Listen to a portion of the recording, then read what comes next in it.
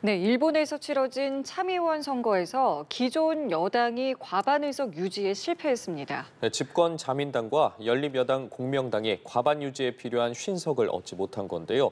관련 내용은 국제부 연결해서 들어보겠습니다. 김지수 기자.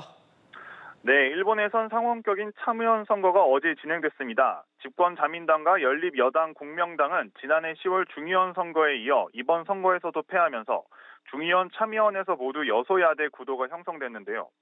오늘 선거 개표 집계에서 자민당은 39석, 공명당은 8석을 확보해 과반 의석 유지에 필요한 50석을 얻지 못했습니다.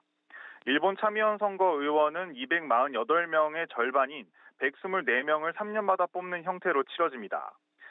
이번 선거 대상은 도쿄도 지역구 결혼 1명을 포함해 지역구 75명, 비례대표 10명 등 총 125명이었습니다.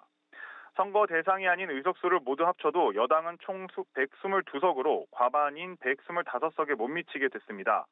이번 선거에서는 작년 총선에서 실수령액 증가를 구호로 내걸었던 제3야당 국민민주당이 17석, 일본인 퍼스트를 강조한 우익 성향 참정당이 14석을 얻어 각각 의석수를 크게 늘렸습니다. 네, 이렇게 일본 중의원과 참의원에서 모두 여소야대 구도가 형성이 되게 되면 이시바 시게루 총리가 취임 1년도 안 돼서 국정 동력을 잃게 될 수도 있는 것 아닙니까? 네, 지난해 10월 취임한 이시바 총리는 이번 참의원 선거에서도 여당을 승리로 이끌지 못하는 상황을 맞이하게 됐습니다. 자민당 정권이 중의원과 참의원 양쪽에서 소수 여당으로 전락한 것은 민주당이 정권을 내준 2009년 이후 16년 만인데요. 여당의 선거 패배로 일본 전국은 당분간 불투명성이 커진 상태가 이어질 것으로 보입니다. 이시바 내각 지지율이 반등하지 못한 주요 요인은 고물가로 꼽히는데 특히 작년 여름쯤부터 오르기 시작한 쌀값을 도무지 잡지 못했습니다. 여기에 미국과 관세 협상이 정체 상태에 빠진 것도 부정적 평가를 강화했다는 분석이 나오는데요. 다만 가장 중요한 변수인 이시바 총리 거취에 있어서 일본 정치권이 국난으로 규정한 관세 문제를 명분 삼아 오히려 퇴진을 거부할 수도 있습니다. 이시바 총리는 앞서 출구조사 결과를 발표한 NHK에 출연해 어려운 정세를 겸손하고 진지하게 받아들인다면서도 국가에 대한 책임을 자각해야 한다고 밝혔습니다. 계속 정권 운영을 맡을지에 대한 질문에서는 책임을 완수해야 한다고 강조했습니다. 네, 그리고 미국 상무부에서 관세 협상 관련 내용이 나왔는데요. 어떤 내용들을 좀 살펴볼까요?